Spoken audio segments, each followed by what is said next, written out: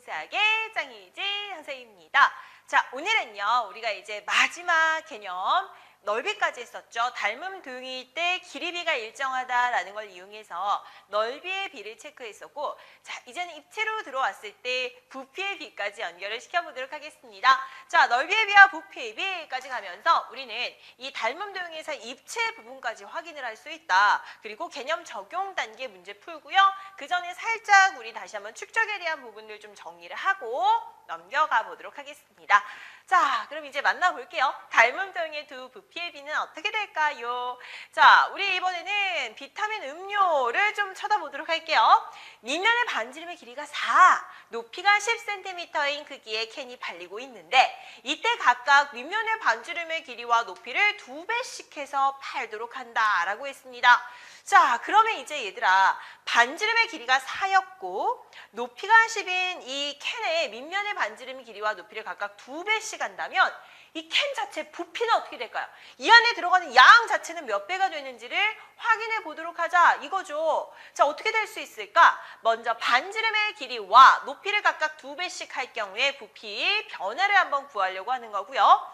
우리 원기둥의 부피 구하는 공식 알고 있죠? 그거 이제 이용해 보도록 하겠습니다. 잊지 않으셨죠? 밑면의 넓이, 원의 넓이에서 높이만큼을 곱하시면 돼요. 됐지? 자, 간다. 먼저 우리가 기존에 있었던 4라는 반지름, 그 다음에 10이라는 높이를 가진 이 음료수 캔을 즉 각각 2배를 시켜서 반지름의 길이는 8을 만들었고요. 높이 부분은 20이라는 즉 높이의 2배도 만들어냈습니다.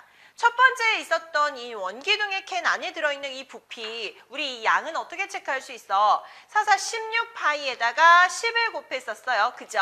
그래서 몇이야? 160파이가 된다라는 것을 확인할 수 있었고, 이는 부피에 대한 요소였죠? 맞지? 자, 그 다음에 요게 지금 우리가 2배로 반지름 높이를 만들어냈으니까 얘의 이제 부피는 어떻게? 88의 64파이에다가 여기다 20을 곱한 것이다 라는 걸 확인할 수 있고요. 자, 그럼 얘는 어떻게 되겠습니까? 1280파이가 됩니다. 요렇게 체크할 수 있네요. 엄청나게 좀 큰 수가 됐는데요. 결국에 얘가 몇 대 몇인지를 좀 파악을 해보도록 할게요. 우리 이 앞에서 만들어진 원기둥의 부피, 이 안에 음료수 캔 안에 들어있는 양, 자 160파이였는데 이제 2배씩을 만들어서 낸 그 양은 1280이었다. 결국에 얘가 지금 몇 배를 시킨 거야? 길이비를 체크했을 때는 길이비가 1대 몇이었어? 2였다라는 것을 확인할 수 있었고, 이어서 우리가 중요하게 생각해야 될 것, 만약에 넓이로 간다면 넓이였을 때의 관계랑 계속해서 연결을 할게요.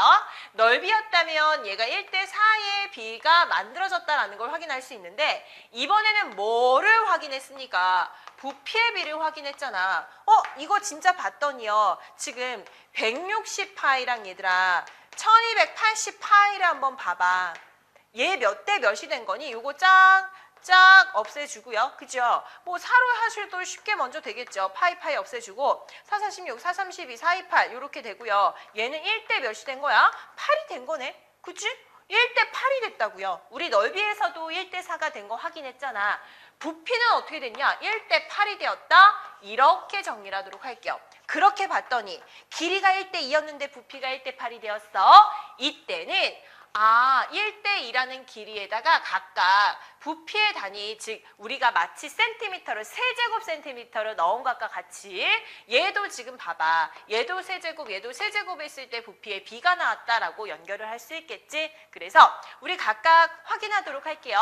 넓이는 그 길이 비해서 제곱을 시켰고요. 넓이의 단위 진짜 센티미터, 제곱 센티미터 나타내지 않았습니까? 그 단위를? 그 다음 부피의 단위랑도 연결하시면 돼요. 부피의 단위는 자 우리가 만약에 기둥을 봤을 때는 가로, 세로, 높이 3번 곱했죠. 마찬가지로 부피도 그 길이의 비가 나왔다면 그를 세제곱 한 것만큼의 부피의 비가 나온다라고 확인을 해주도록 할게요. 오케이? 자, 이제 정리가 되셨으니까 확인해보고 자, 다시 한번 지식창고의 개념을 하나하나 저장을 시켜보도록 할게요.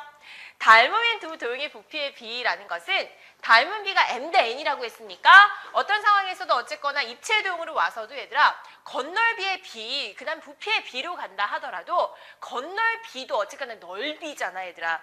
이 각각의 넓이들을 싹 다 더한 것 뿐입니다. 그러니까 얘네들의 비도 m의 제곱 대 n의 제곱 N제곱이다 라고 연결할 수 있고 부피의 비로 갔을 때는 M의 세제곱 대 N의 세제곱 이렇게 확인할게요. 됐지?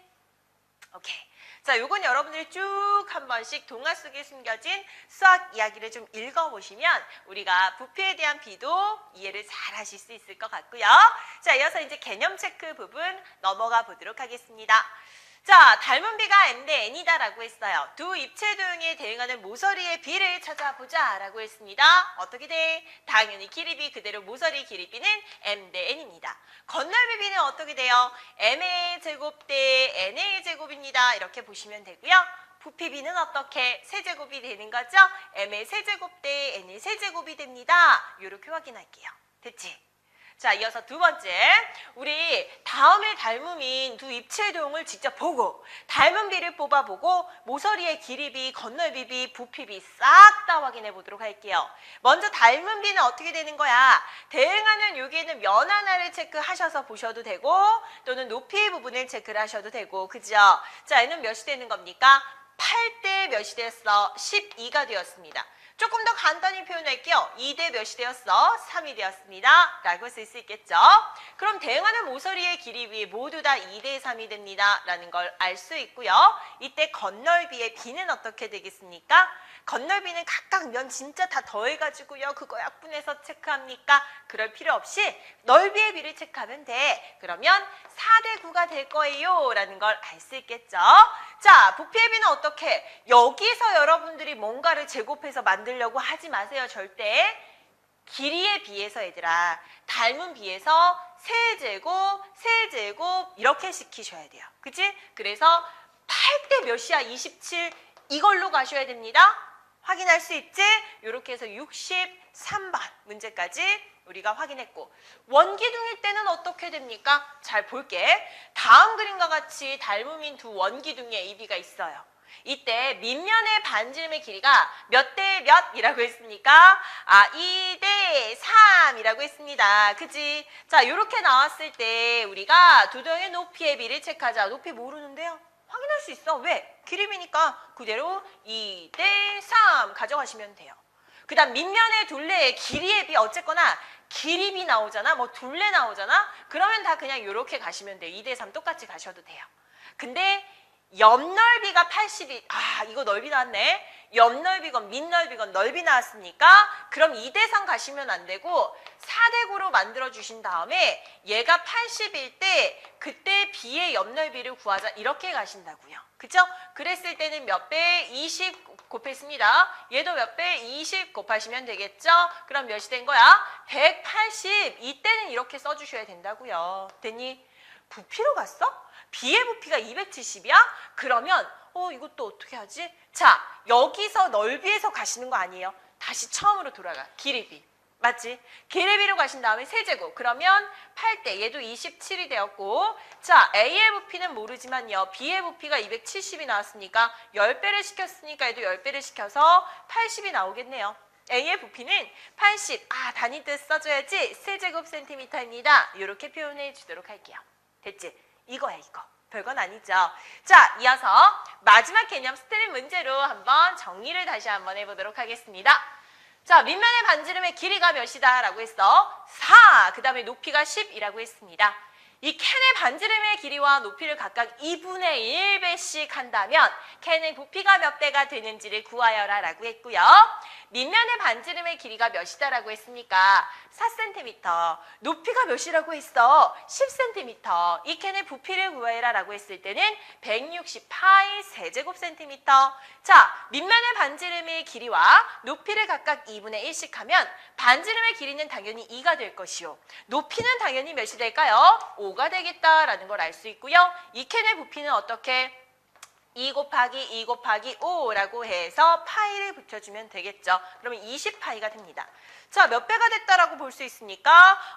얘는 8분의 1배가 되었다. 이렇게 볼 수 있겠죠. 그래서 8분의 1이라고 쓰시면 되겠네요. 맞니? 부피의 비를 체크한다라고 했을 때 길이비가 처음에 어떻게 됐어? 1대 몇이야? 즉 2분의 1이다라고 했었잖아. 그지? 그럼 얘는 몇 대 몇이나 마찬가지야? 2대 1이나 마찬가지고 얘를 세제곱했다 8대 몇이나 1이 나오는 거나 마찬가지고 얘가 기준이었을 땐 8분의 1배가 되었습니다. 이런 식으로 대답할 수 있는 거죠. 그죠? 이 길이의 여러분들이 관계만 잘 확인을 해주시면 돼요. 자, 오늘 이제 개념은 딱 끝났어요, 여러분들.